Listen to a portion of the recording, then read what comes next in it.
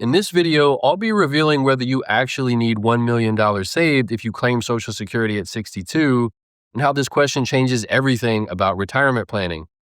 Through working with countless clients over 15 years who've had many early Social Security claiming questions, I discovered that the traditional $1 million benchmarks completely ignore how guaranteed income can change your savings requirements. If you're new to the channel, my name's Justin. I own a financial planning firm in Lewisburg, Pennsylvania, where we work with retirees all across the country, helping them make smarter financial decisions and helping them answer questions exactly like these.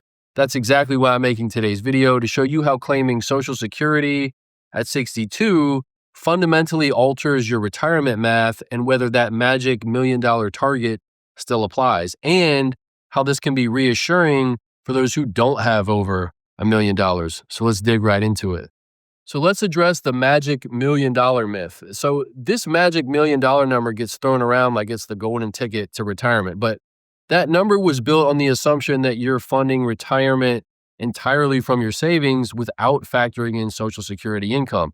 The reality is that Social Security isn't just a side note. It's guaranteed, inflation adjusted, lasts for the rest of your life. So it's part of the oft-quoted three-legged retirement income stool. Yet a lot of the benchmarks ignore this, which leads people to overestimate what they really need and perhaps oversave. A fantastic 2023 study on retiree spending found that guaranteed income like Social Security, it feels like a paycheck psychologically. So retirees feel significantly more confident and actually spend closer to what they can afford instead of just hoarding out of fear and oversaving. And so I want to take a second to acknowledge the math versus the reality. So I know some of you might be thinking, well, wait, Justin, isn't the math clear that waiting until 67 or age 70 gets you the biggest Social Security check? Yes, that is definitely true. On paper, delaying often produces the highest lifetime benefit, and it's definitely one of the best hedges out there, if not the best hedge against longevity risk or living too long. The break-even math definitely points in that direction. And so this video isn't telling everybody to go out and just claim at 62. In fact, I don't need to tell anybody that at all, because that's exactly what the majority of retirees do anyway. A fantastic paper on Social Security claiming habits shows that despite the best intentions of financial advisors or planners encouraging retirees to delay their benefits, the vast overwhelming majority of retirees still claim at age 62 no matter what, and they can't really figure it out exactly. They call it a retirement or Social Security claiming puzzle. And so the point is that retirement isn't lived in a spreadsheet. It's lived in the real world. And in the real world, you have to consider a lot of personal factors. Health, whether you want to or need to keep working, your own peace of mind. So I want you to view the rest of the video in that context. So I'm highlighting points that need to be considered and when it may make sense to claim at age 62 versus later, and why some may need that income earlier than others do. And a lot of behavioral research backs this up as well, because we view all this a little bit differently just depending on your circumstances. A really interesting paper called The Illusion of Wealth and Its Reversal showed that people can value a steady monthly paycheck far more than a lump sum, even when the math says they're equal, just depending on their personal circumstances. So yes, the math could say wait, but your life might say start sooner. And the right decision is about balancing both, taking both of those and blending them together, and that's where tailored planning becomes really important. And so the $1 million myth creates false targets, but the retirement advice gap is what shows why most planning ignores the early income effects. And so here's where most advice falls short. Let's talk about the retirement advice gap. So retirement calculators, spreadsheets, articles, even a lot of financial plans will assume that you claim Social Security at full retirement age, not at age 62. So this can create savings targets that don't account for 5 or more years of guaranteed income. And when you leave that out, these targets can get inflated by hundreds of thousands of dollars. This creates what I call retirement fog, a cloud of advice that's disconnected from the way people actually live their lives. And I know it's frustrating. One article says, never claim early. Another says, don't touch your savings. Every YouTube video tells you to do something different. There's probably a whole bunch of videos in the sidebar that contradict everything that I'm saying.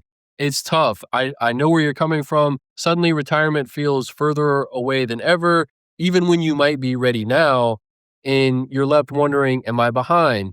Do I need to keep working? Why does this all feel so unclear? So, this advice gap creates a lot of confusion, but understanding what actually changes when you claim early reveals why retirees tend to overestimate their savings needs. And a lot of retirees will fall into this overestimation trap. So, if you claim Social Security at 62, you're often adding somewhere around $1,400 to $1,800 a month of guaranteed income immediately. That can take a lot of pressure off of your portfolio. Yet a lot of people will calculate their retirement as if every dollar has to come from their investment accounts. It's almost like refusing to eat lunch because you're saving everything for dinner. It's like you're starving yourself for no reason. If you're going to do that, that better be a pretty good dinner. Research that I referenced before shows that retirees consistently underestimate the sense of security that guaranteed income can provide compared to the variable withdrawals of investment accounts. So in practice, a check that shows up every month can do a lot more for your peace of mind than an extra zero on your account statement. And this aligns with what I've seen in 15 years of working with real people. Social Security often, almost always, comes down to emotional and psychological factors over math.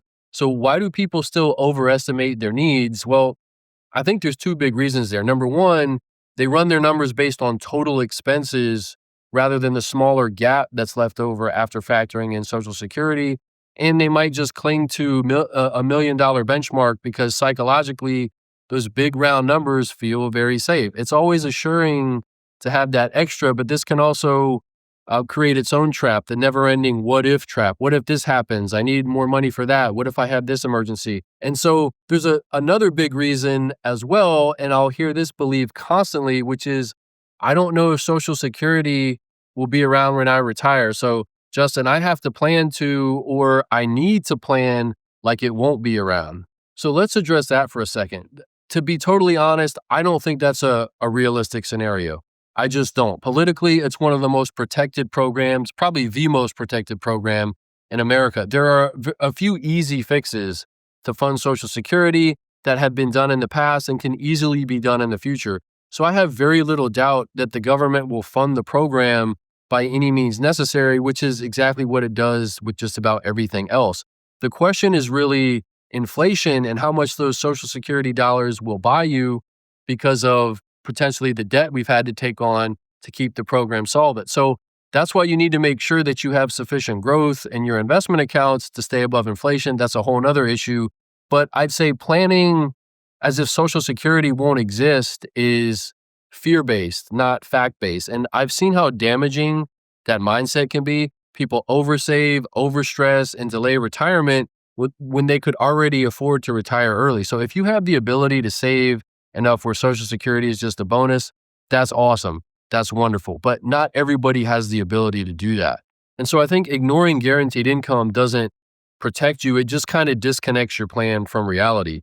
Now that you understand how early claiming changes your savings requirements, if you need more help, click the link in the description below the video. There'll be a quick questionnaire. Fill it out. I will send you back a personalized video giving you my thoughts on your retirement and coordinating Social Security income sources based on your numbers. If I can help, just let me know. So next, let's talk about the cash flow reframing strategy that focuses on actual income needs. So instead of chasing arbitrary savings totals, shift to cash flow planning, meaning which dollars are going where. So start with your real monthly expenses, subtract your guaranteed Social Security income, and now you have your true gap. And so for some households, that turns what looks like $1 million savings requirement into something that's far less intimidating. It shifts the focus from do I have enough to what do I actually need. And cash flow reframing reveals your actual needs, but risk management strategies show how to protect your plan from unexpected challenges. And so let's look at a couple risk management strategies that you need to consider if you're going to claim early. If you do start claiming at 62, it gives you income security a lot sooner, but it also can introduce some unique risks, and you need to plan for those. Number one is if you're going to retire early at 62, you need to cover that healthcare gap between 62 and when you're eligible for Medicare at 65. Make sure you have a plan there for that gap. And then also you want to make sure you have built up a good enough emergency fund so surprises aren't going to come and derail everything. Also keep in mind that you may need more long-term growth due to longevity if you do end up living a lot longer than you anticipated, because you're trading away some of that longevity protection by claiming early. So make sure you maintain enough growth assets in your investment accounts to fight long-term inflation. Because again, there's always a trade-off there. If you're claiming early, you are giving up some of that longevity protection. And then lastly, if you're going to work part-time, you need to make sure you are under the income limits, which changes every year. But if you go over those limits, then you actually have to pay some of your Social Security benefits back, which is a very annoying process that you don't want to have to get into.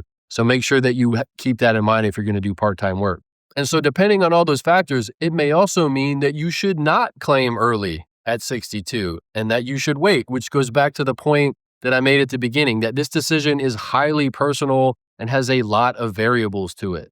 And so now that we've covered risk management strategies, let's look at how to tie all this together and best implement the approach that fits your exact situation. So the last thing I'll talk about is a comprehensive planning model that integrates these early claiming decisions. So this is why comprehensive, tailored planning matters. And that's why you're always going to hear me say that. It always depends on the individual, not rules of thumb, not you should never claim at X age. I hate those clickbait titles and clickbait content. Real planning pulls together the math, the psychology, and your personal circumstances into one system, blends them all together. If you claim Social Security at 62, the planning lens shifts, and so should your approach. Let's look at a case study of a couple who did this. So one couple I worked with, we'll call them Tom and Linda, and they came in convinced that they were behind. They had about $720,000 saved, and they thought they needed at least $1 million before retiring.